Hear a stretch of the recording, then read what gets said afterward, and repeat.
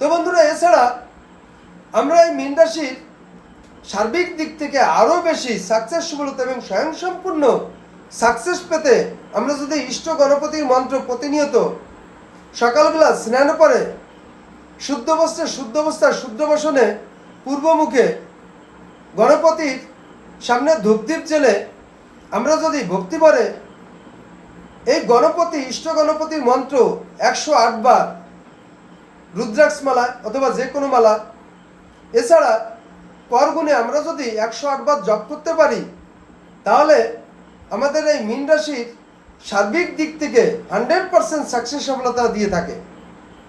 তো বন্ধুরা, আমি সেই ইষ্ট গণপতির মন্ত্র বলতে চলেছি, ওম গজাননায় নমঃ, ওম গজাননায় নমঃ।